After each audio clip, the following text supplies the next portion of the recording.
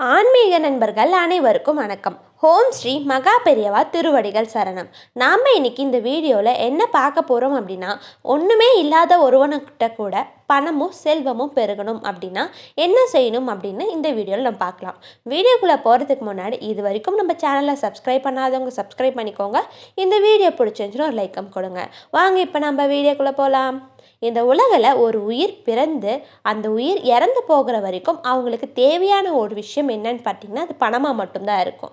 நீங்களே சிந்தித்து பாருங்களேன். ஒரு உயிர் பிறக்கிறதுக்கு கூட மருத்துவமனையில் சில சமயம் லட்சக்கணக்கில் பணம் செலவாகும்.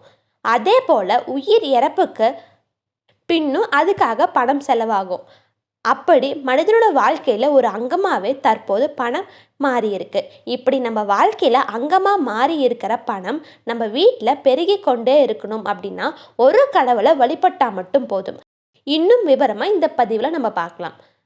கடவுள்கள்லேயே நான் தான் பெரியவன் அப்படின்னு ஆணவத்தோடு இருந்த பிரம்மதேவரின் ஆணவத்தை அடக்கிறதுக்காக முற்றம் துறந்து சிவபெருமான் எடுத்த அவதாரம் தான் பைரவர்.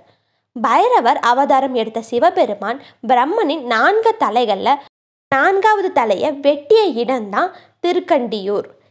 அங்கே போய் நாம் கோவிலில் சிவபெருமானை தரிசனம் செஞ்சு முடிச்சுட்டு சண்டிகேஸ்வரரை வணங்கிட்டு வரலாம்.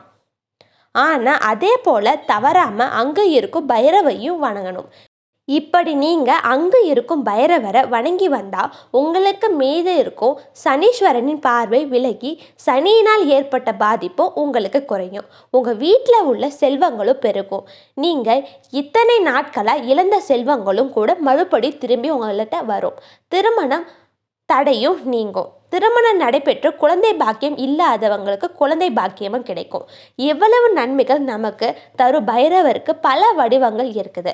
அதில் ஒரு வடிவம் தான் ஸ்வர்ண பைரவர். இந்த பைரவர் ஸ்வர்ணத்தினால் ஆன பீடத்தில் அமர்ந்து கொண்டு அழகிய திருமேனியோட சூலம் ஏந்தி பைரவியை மடியில் அமர்த்தி வலது கையில் தங்க குடம் ஏந்தி காட்சி தருவார்.